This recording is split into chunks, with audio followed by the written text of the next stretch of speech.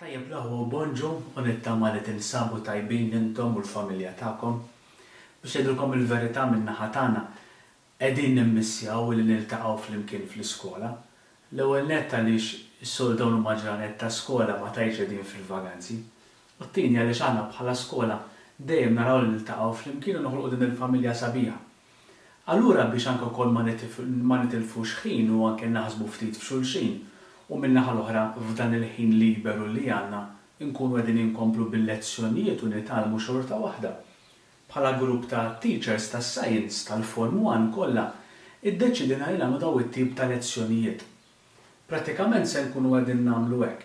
Kultant żmien fuq MySpot se nkunu qegħdin tellaw link bħalma huwa dan ta' hawnhekk biex wieħed ikun jista' jara din il-lezzjoni fit-tul ta' lezzjoni normali bil-kwiet id-dar u anke wkoll minn kultant żmien forsi jitolbukom li nagħmlu xi biċċa xogħol. Allura, minn issa stess, f'każ li jkun hemm xi problema li inti ma tifhem xi ħaġa jew inkella tixtieq tistaqsi xi ħaġa, tista' tagħmel dan b'żewġ modi. Jew inkella tista' tikteb kumment fuq dan il-video stess tħalli komment u aħna nirrisponduk lura, jew inkella issa ngħidulkom ftit iktar tard permezz ta' Google Form wieħed jista' jibgħat mistoqsija u nirrispondu lilkom aħna wkoll. Jiġifieri xorta waħda l-affarijiet se jmorru l quddiem. Fejn jidħol notes jew inkella wieħed forsi għandu bżonn jibni l-file ma jkun ġara xejn dik jekk ħadha jrid niltaqgħu lura nerġgħu nissettiljaw kollox. Imma wkoll xi affarijiet żgħar oħrajn tajjeb il dawn il-videos nużawhom b'mod responsabbli. Jiġifieri qegħdin tużaw biss biex wieħed isegwi din il-lezzjoni. U t-tieni ħaġa hija li wieħed jista' jara fil-kumdità tad-dar tiegħu u mitlubin għaliex mhumiex ġranet ta' vaganzi li nisegwu daqsxejn dawn il-lezzjonijiet. Is-suġġett li ħankunu qegħdin nibdew nitkellmu b'dan il-mod fuqu huwa s-suġġett ta' electricity. Fil-klassi kien hawn xi gruppi li ġa bdew jitkellmu ftit fuq energy, hawn gruppi li se jitkellmu iktar tard għaliex għandna bżonn li toħroġ ftit tax-xemx minħabba proġett li huwa marbut ma' dan is-suġġett. Imma aħna nkunu qegħdin nitkellmu kollha kemm aħna fuq electrical energy. Jekk tinnutaw ftit, din it-tip ta' enerġija hija tassew importanti. Biss ninnutaw li biex tara inti dan il-video jew inkella biex sar dan il-video wasal għandek u qiegħed tarah kien importanti immens l-elettriku. Nibdew mill-iskrin li hawn warajja, mill-kamera stess li qed tiġbed dan il-video, mis-sistemi kollha tal-internet biex fl-aħħar anke wkoll wasal id-dar tiegħek, il-computer, il-laptop, il-mobile li inti qed issegwi din il-lezzjoni minn fuqha. Jiġifieri kważi nistgħu ngħidu li kieku ma kellniex din it-tip ta' enerġija, żgur li b'dan il-mod ma niltaqgħux, ma nkunux nistgħu nagħdu din it-tip ta' lezzjoni. Allura minnaħa hija enerġija importanti ħafna. Wara qegħdin taraw ftit numru ta' affarijiet illi dawn b'xi mod jew ieħor jużaw din it-tip ta' enerġija, electrical energy, mill-qampina tal-iskola li ħankunu din nimmissjaw il fuq minn xahar biex nismawha, bozzots, batteries, radio, ħafna minnhom dawn wieħed jista' jużhom biex juża din it-tip ta' enerġija biex jużhom biex ikunu jistgħu jaħdmu. Mobiles, kamera ta' ritratti li ħadu ritratti bħal huma data hawnhekk, earpods, headphones, dwal differenti biex jaħdem ajruplani jew inkella sistemi ta' trasport, il-kitla, sistemi ta' alarm. Dawn kollha kemm huma kemm ftit jew inkella ħafna jużaw din it-tip ta' enerġija. Imma forsi wieħed jistaqsi u jgħid din it-tip ta' enerġija, electrical energy, minn fejn ġiet? Meta żviluppat, min ħareġ biha? Jekk wieħed jaħseb illi tgħid u iwa din milix ħafna għaliex jiena forsi ġi rajt ritratti antiki ta' nies bla dawl jew inkella nies bla television, imma fil-verità din it-tip ta' enerġija elettrika interessat nies u pruvaw jistudjaw fuqha anke wkoll sa minn żmien il-Griegi. X'jiġifieri? Jiġifieri fi żmien Ġesu ġa kien hemm elettriku? Mhux essaġġ, imma nistgħu ngħidu li kważi. Jekk naraw ftit dan it-tip ta' materjal, dan huwa materjal jissejjaħ ember. Tgħid dan il-materjal x'inhu? x'għandu x'jaqsam ma' electrical energy. Forsi ġilli minnkom ra il-film Jurassic Park jaf illi fħim minnhom persuna ta' xjenza issib biċċa materjal b'nemusa maqbuda ġo fih, bħal mija dan. Infatti, dan il-materjal huwa riżultat ta' meta inti jkollok xi zokk ta' xi siġra taqla xi daqqa, joħroġ likwidu biex jipprova jgħin assewwi l-biċċa xogħol u dan il-likwidu jibbies u ġieli jkun hemm xi insetti naqru fih u jeħlu hemm ġew. Imma tibqa' tistaqsi x'għandu x'jaqsam ma' electrical energy. Għaliex li kien ġara kien illi meta bdew jilbsu din it-tip ta' materjal, għaliex dan huwa materjal illi kienu jużawh imbagħad biex jagħmlu xi tipi ta' necklace jew inkella xi tipi ta' ċpipet. Bdew jinnutaw illi meta beda jħokk ma' materjali bħal huwa id-drab bħal huwa x-xar, dan beda jiġbed leh numru ta' affarijiet. U l-istess, forsi wieħed jistaqsi u jgħid imma billi qed jiġbed l-affarijiet lejh. Bdew jinnutaw li ftit ftit għandu x'jaqsam ma' xi ħaġa marbuta mal-letim illi tkellimna ftit fuq anke wkoll f'suġġetti oħrajn. Forsi wieħed jista' jkollu ċans ifittex daqsxejn fuqha wkoll.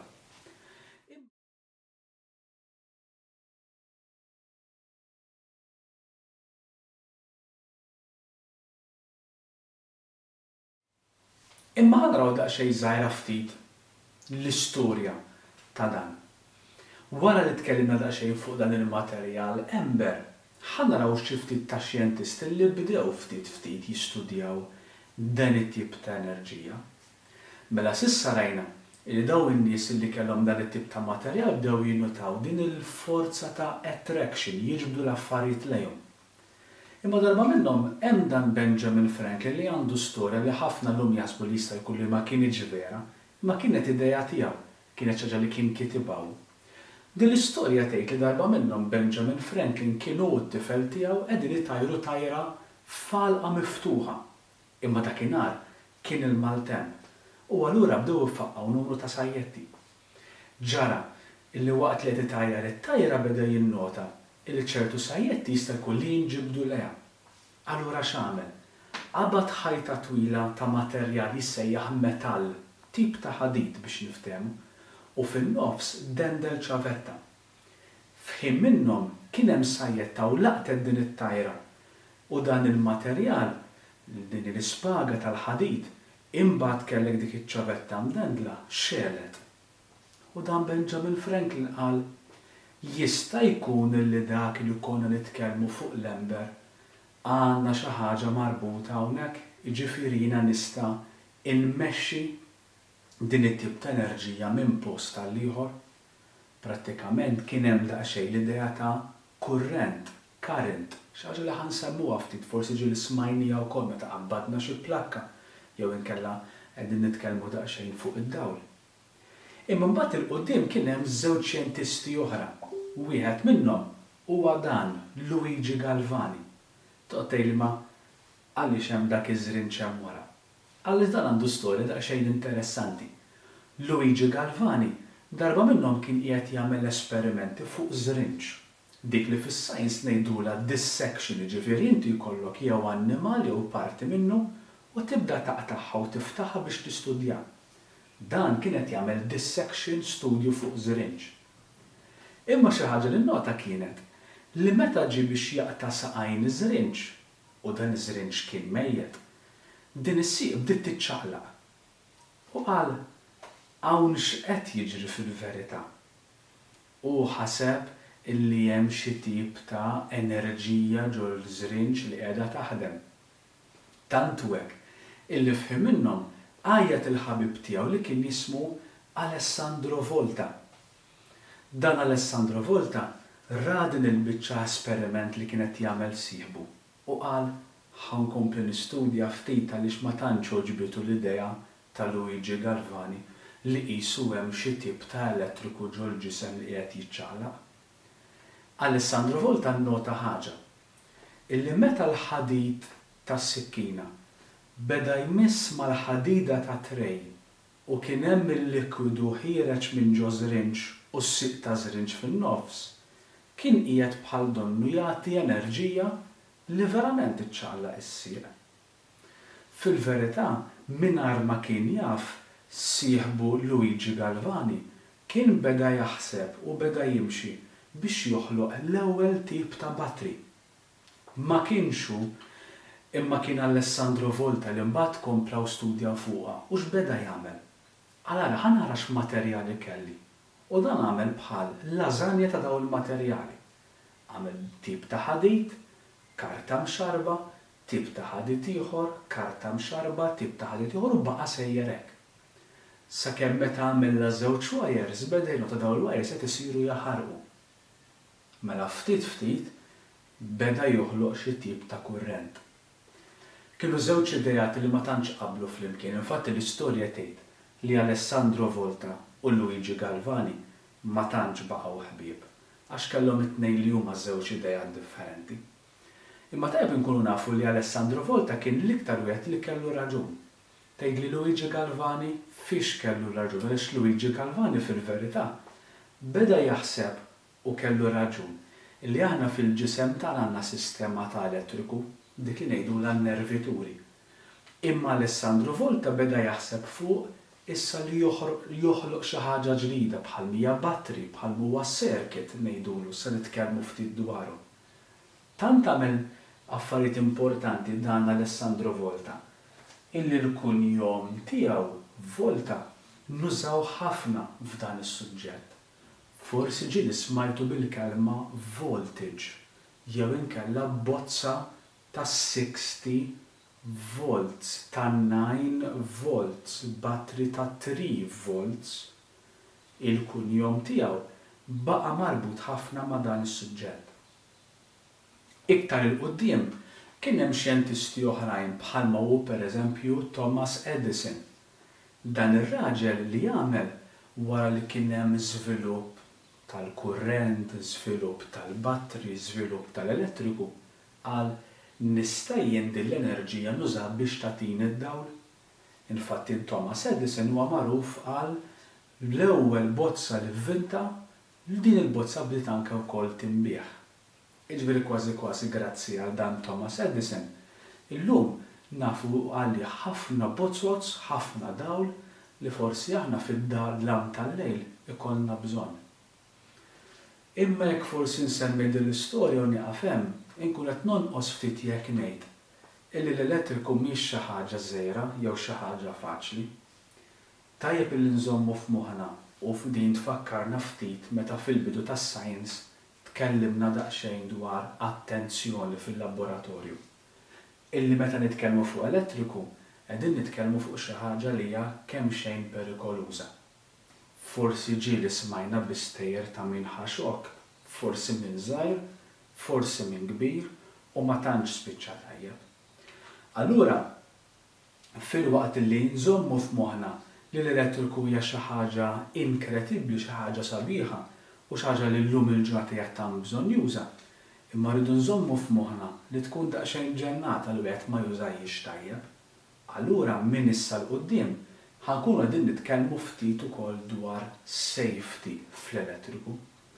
Meta jkollna ċans niġu lejn l-iskola, forsi jkollna ċans ukoll li kultant żmien nagħmlu anke xi tip ta' esperimenti permezz tal-elettriku.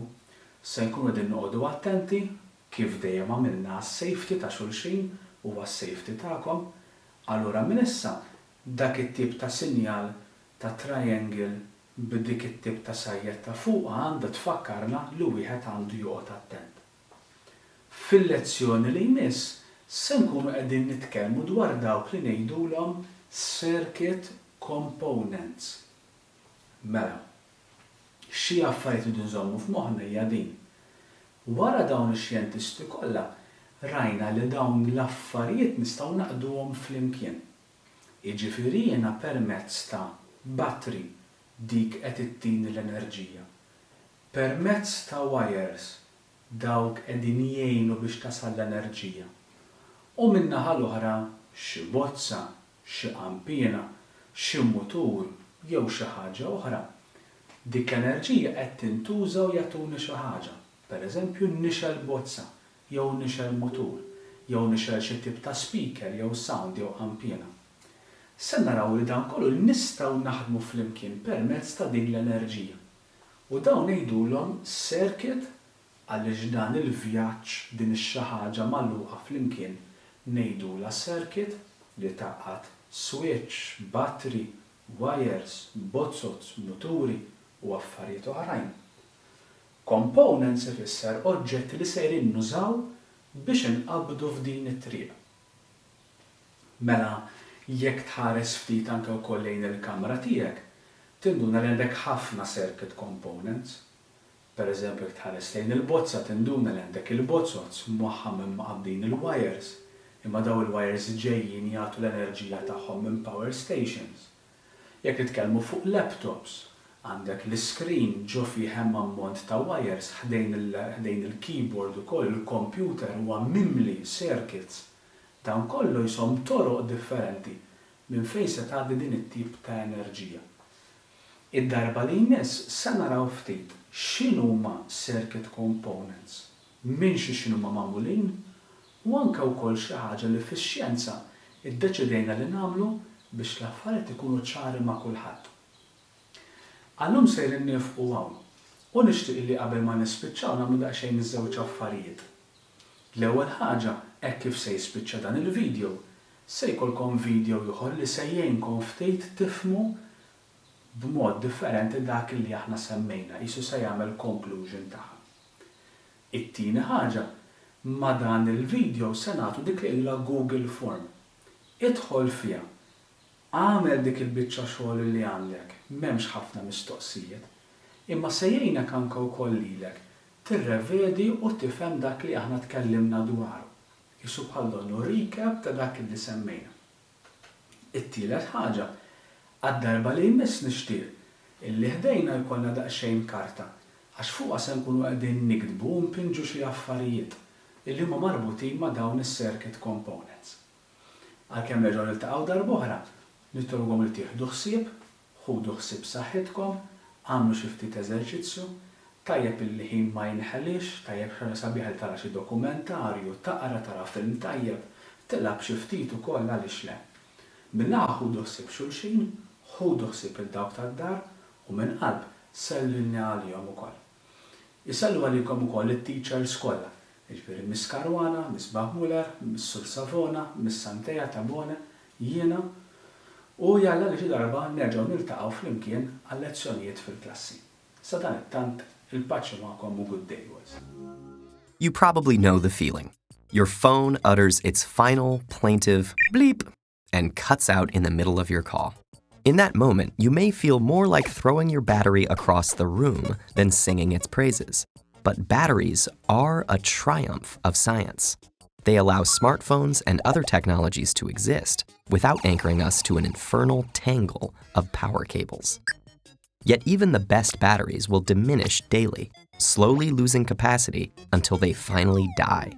So why does this happen? And how do our batteries even store so much charge in the first place? It all started in the 1780s with two Italian scientists, Luigi Galvani and Alessandro Volta, and a frog.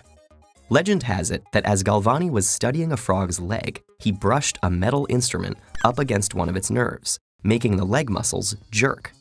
Galvani called this animal electricity, believing that a type of electricity was stored in the very stuff of life. But Volta disagreed, arguing that it was the metal itself that made the leg twitch. The debate was eventually settled with Volta's groundbreaking experiment. He tested his idea with a stack of alternating layers of zinc and copper separated by paper or cloth soaked in a saltwater solution. What happened in Volta's cell is something chemists now call oxidation and reduction.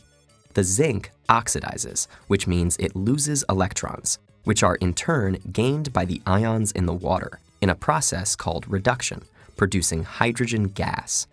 Volta would have been shocked to learn that last bit. He thought the reaction was happening in the copper, rather than the solution. Nonetheless, we honor Volta's discovery today by naming our standard unit of electric potential the volt. This oxidation-reduction cycle creates a flow of electrons between two substances, And if you hook a light bulb or vacuum cleaner up between the two, you'll give it power. Since the 1700s, scientists have improved on Volta's design. They've replaced the chemical solution with dry cells filled with chemical paste. But the principle is the same. A metal oxidizes, sending electrons to do some work before they are regained by a substance being reduced. But any battery has a finite supply of metal, and once most of it has oxidized, the battery dies. So rechargeable batteries give us a temporary solution to this problem by making the oxidation reduction process reversible. Electrons can flow back in the opposite direction with the application of electricity. Plugging in a charger draws the electricity from a wall outlet that drives the reaction to regenerate the metal, making more electrons available for oxidation the next time you need them. But even rechargeable batteries don't last forever. Over time, the repetition of this process causes imperfections and irregularities in the metal's surface that prevent it from oxidizing properly. The electrons are no longer available to flow through a circuit, and the battery dies.